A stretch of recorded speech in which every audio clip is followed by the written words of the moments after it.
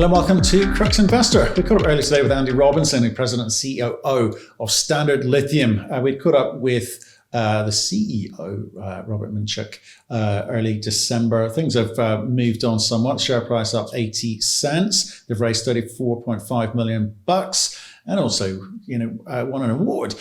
One of the best 50 companies on the OTCQX. We're more interested in what they're going to do with their money, what that means in terms of advancing their relationship with Lanxess and actually cementing it, and perhaps a new New York Stock Exchange listing as well to boot. So we're going to go over that kind of sort of more fundamental ground, talk a little bit technical, interesting conversation. If you want our thoughts and opinions on it, the conversation, Andy, and the company itself, you can find that at cruxinvestor.com/club. We can also find detailed company reports and analysis. There's commentary from experts from around the world talking about commodities like lithium and companies, which you might find interesting, plus training courses to help you with your diligence process. There's also a few summaries on there of companies that we've interviewed just to save you some time.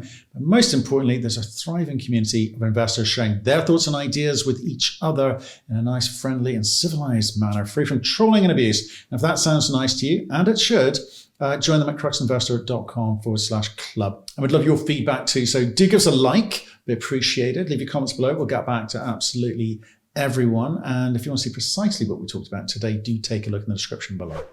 Andy, how are we, sir? I'm very well. Thank you, Matt. Yeah, glad to be here. Yeah, well, thanks for joining us. You're stepping in for Robert, who's obviously doing much more important things than talking to us. Obviously. Yeah. What's he up to? Where's he going? Duck hunting, I suspect. Yeah, he's got his duck hunting hat on, and he's currently knee deep in the swamp. Fantastic. Well, I think you can afford to do that. I was just looking at the share price. You've had a nice bump since we spoke to Robert back at the beginning of December. I think a lot of lithium companies have. The market's really reacted quite strongly. I mean, that's obviously good news. Or would you put that down to your own best endeavors? Obviously we'd love to. I think there's a general secular awakening on where the world is going, right? I mean, I think we've the lithium business in its the niche of the lithium business has been in doldrums for probably 18 months, 24 months. It kind of suffered, and I think towards the end of last year, people start to get where this thing is going now. We're seeing everything. Yes, and I think you're right. We've spoken to a few this week. Some companies have put themselves in a position of being able to raise some capital. You're one of them. You've raised, actually, but you did it before Christmas. You did it shortly after we spoke, actually. Maybe you missed a trick there. But you raised $34.5 million. I mean, why did you feel the need to do it then? Well, it was the timing was right for us. So we're moving, over the balance of this year for 2021 and moving into 22. We have a couple key, key milestones that we're gonna hit. The principal one is obviously signing the joint venture with Lanxess, and then moving from that, once that relationship is cemented, moving to the final investment decision for the first commercial build. So that's something where we want to have obviously a solid treasury to allow us to do the engineering work that's required, to allow us to understand the economics, to get everything in place, and also to build, to some degree, a small, an operating team in Arkansas that allows us to execute on that joint venture and move towards commercial deployment. I mean, you're significantly advanced. Okay, you're probably one of the most significantly advanced in North America. Okay, so I think that should be taken as read. But you used the phrase there, you've got to still yet to cement your relationship with Lanxess. So where are you today? What needs to happen? And when's that going to happen by?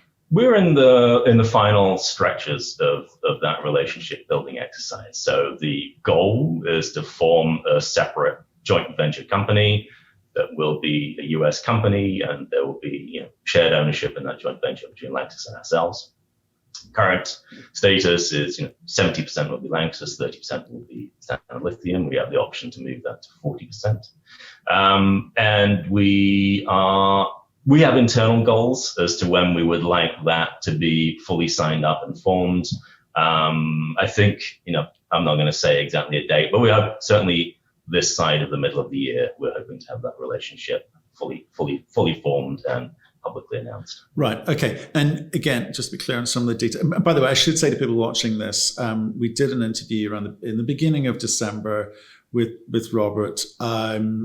A lot of detail. We went into a lot of detail. We'll put the link to that below so we don't need to cover off a lot of that this time around. So business plan, strategy, team, relationship with Lanxess, etc. So please do click that link below. But coming back to timing, okay, clearly there are two parties involved.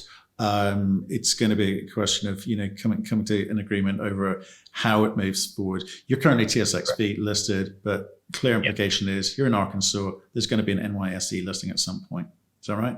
Yeah, absolutely. I mean, we're moving, inexorably in that direction. It makes perfect sense for the story that we're trying to tell right now. It makes perfect sense for the company that we will become over the next couple of years as we move into production. So yeah, it's an inevitable thing for us to organically move into, and the nuts and bolts are in process right now. Right. Okay. And nearly $500 million company as well. So you're not only are you most advanced, but you're probably one of the most valuable.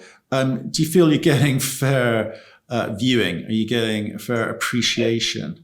I think for the key investors who followed us throughout, Matt, I think they get what we're doing and the story that we're trying to tell and the company that we're trying to become. So I think and certainly in the raise that we did before Christmas, there was a key fund who underpinned that entire raise, right? The BNP Paribas guys, the ESG fund, they underpinned that entire thing.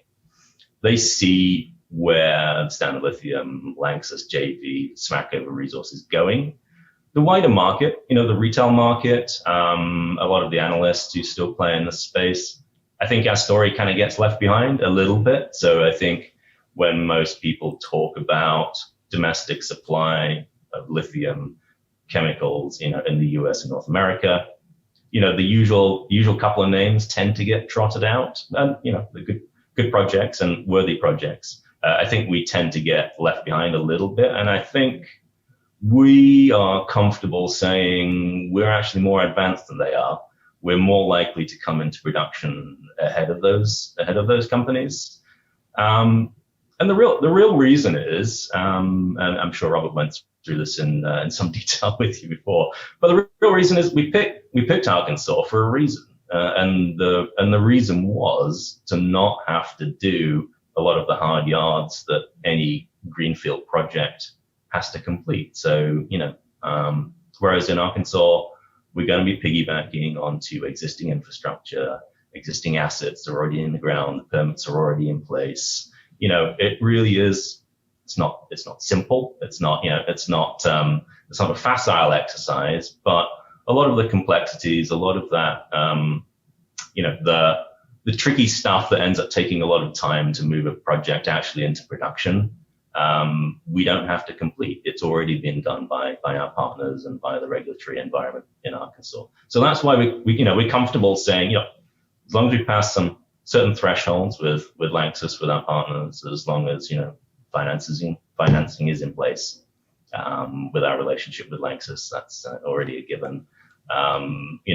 As long as we can prove that the technology works, is coherent, is economic, feasible, and doing all of that work right now, then we move very quickly through that next stage. It's like we then do the work to define the project, and we start procuring and building. It's very simple in that respect. So that's why we think, and we're happy to say that we're so much more advanced than a lot of the other companies' projects out there, which still have a lot of the unpleasant and rather tedious kind of legwork still to do in reality. Yeah, I mean, it's been interesting sort of listening to various lithium companies, with the different sets of problems that they have, because they're at different stages. They've got different abilities to raise cash. They've got technical issues, and I think one of the things that really I've noticed this week is an understanding, certainly from the questions that have been sent through, people understand hard rock easy. Yeah. They understand brine easy, and they understand the benefits of each and where they sit in the marketplace. Anything that sits outside that, like clay stone or direct lithium extraction,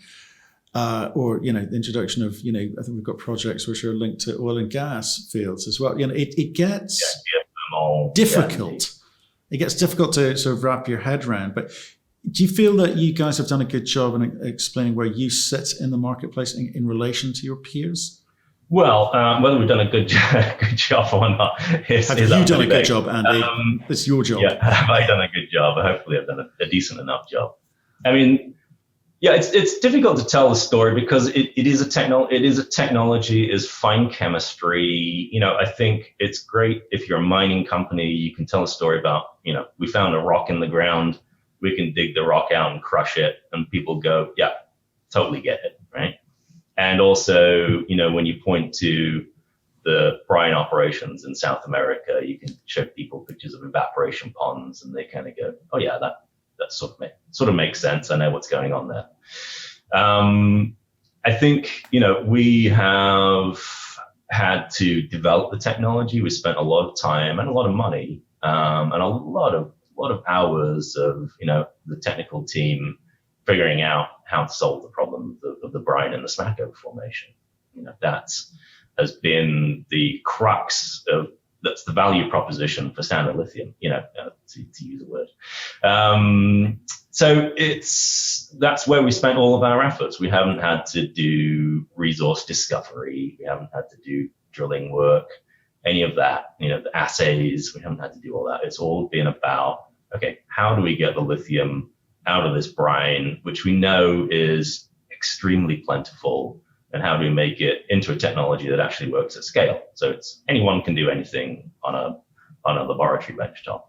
It's very easy to extract lithium at a laboratory scale, and that's typically what we see, right? We see people doing quite small scale work, but we solved that problem very early, and we moved to de-risk, to move to larger and larger scale, and running the plants, in Arkansas, in El Dorado, at the facility there. It's been that was the nub of the problem for us, is like, can we do this continuously at scale? Because we had to do everything opposite to a conventional brine resource. I mean, to explain DLE, it's like a classic brine. You pump the brine to the surface, and then you basically try and get rid of as much water as you can through evaporation. You add chemical reagents to try and precipitate out the contaminants, calcium, magnesium, boron, sulfate, whatever's in your particular brine. And then at the end of it, you're left with this kind of concentrated lithium chloride solution that you can then convert usually to carbonate. Whereas in Arkansas or, in El Dorado, we can't do that. It's rains, it's hilly, we can't build massive evaporation ponds, and it's not really a very smart way to do it in the 21st century anyway.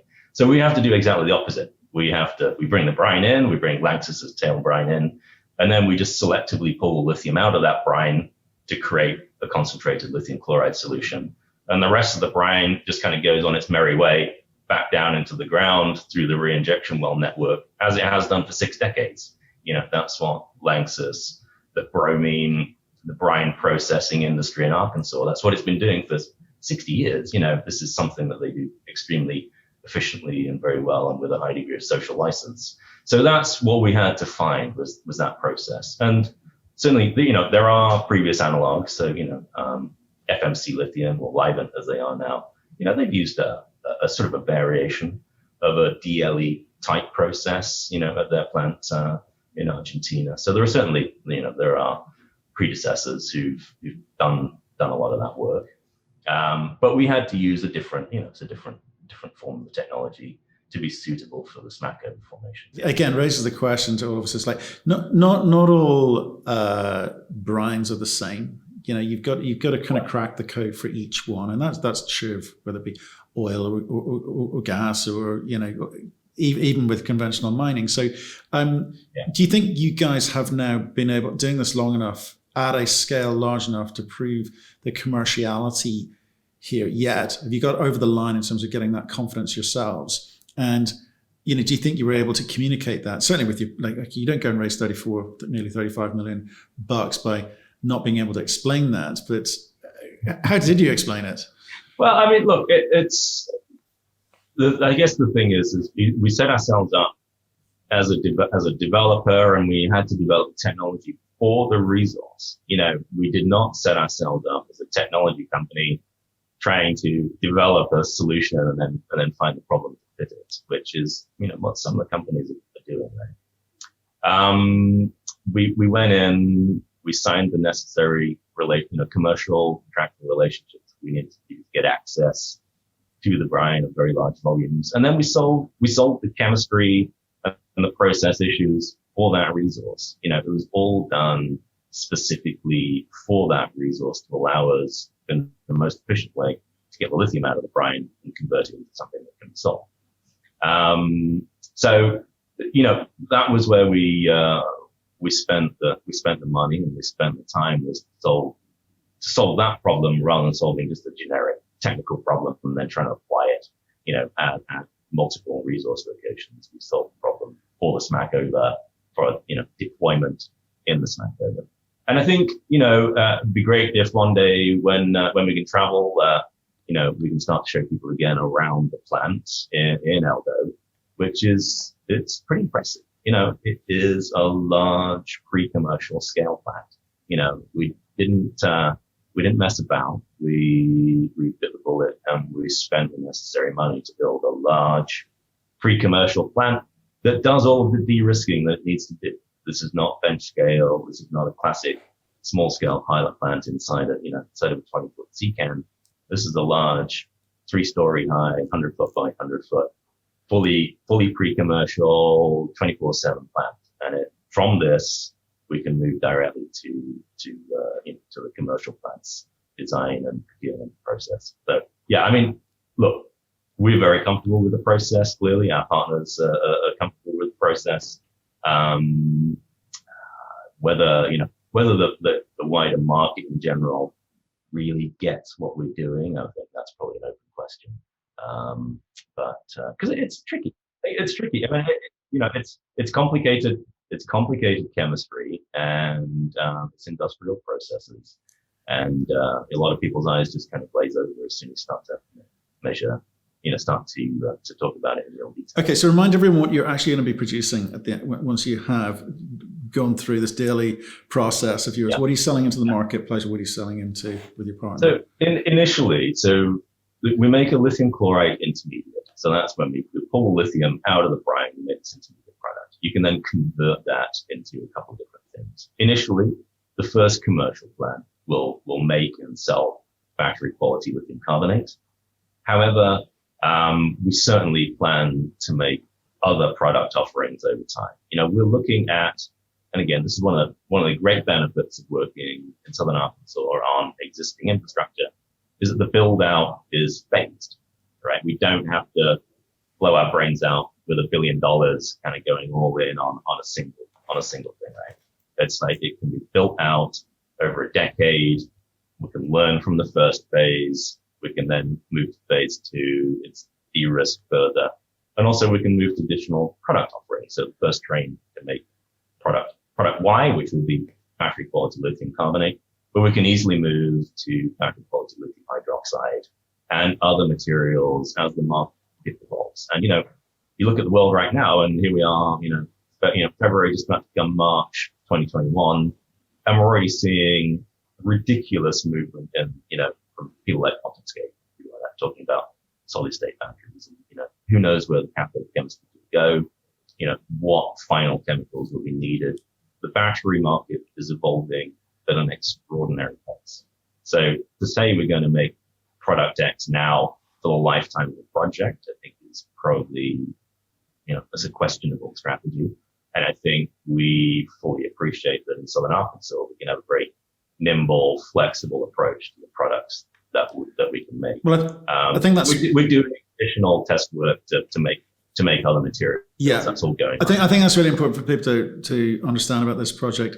Is you're not going to rush into it in terms of, I say, some massive capex requirement out of the gate. You've got the scale here. There's a large resource which allows you or gives you the flexibility of having some time to kind of ramp up in a financially more astute way. Yeah. And this is one of the things. It's again, you sort of try and tell the story of the Smackover, and And again, investors' eyes sort of glaze over a little bit, but it's a gargantuan resource. People still have not fully understood the size and scale of the Smackover Formation and the lithium brine that it contains. It is enormous. We have access to a large footprint in southern Arkansas through LANXESS and through our own leases that we control.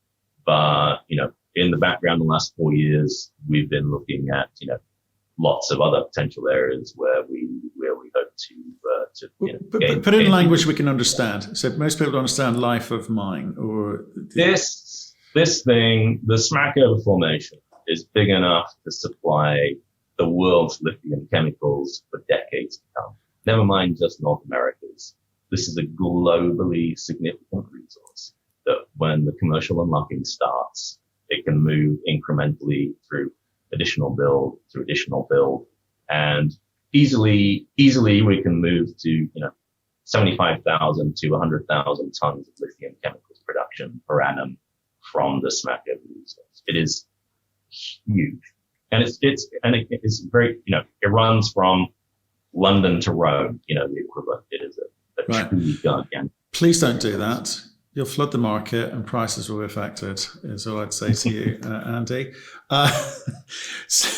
Important point, actually, because if you think about the existing producers and their ability to turn the dial up slightly, you guys have got to be measured and cautious about how you approach, how you go about this. And any commercial decision to move on the next project phase will always be based on market conditions, future outlook, etc.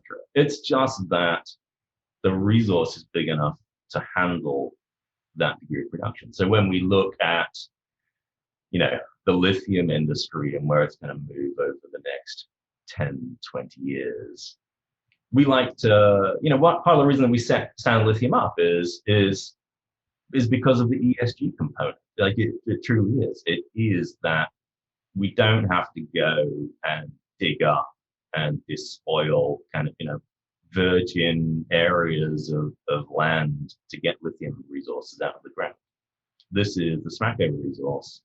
That area has been exposed to resource extraction for over a century in that formation in that region. And we can continue to drill new wells where they're needed, but mostly reusing existing infrastructure.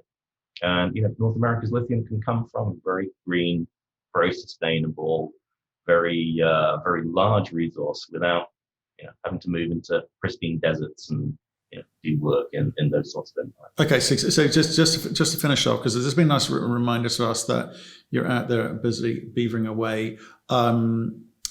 You've got this money. You're going to make a FID. There's going to be an FID this year that we're aiming for. That's the goal. This calendar year is right. New York listing this year, if that does happen. Okay. That's what we're right. And in the meantime, if while people are waiting for that new listing in America, they can go to the OTCQX, where you are one of the best 50 companies on there. Apparently, it said. I couldn't help but notice that. You got to love an award, don't you? Yeah. Did that make your day? Did that award make your day, or would you rather get us over the line quicker? We would rather move into commercial production faster. That's kind of correct answer. Correct answer. Andy, I appreciate your time today. Thanks for the update. I know it was just that with things moving so quickly in the lithium space, we saw what you guys have been up to. You got a little ways to go, but not too far. So stay in touch. Let us know how you get on. Okay. Great stuff. Thank you for your time. Appreciate it.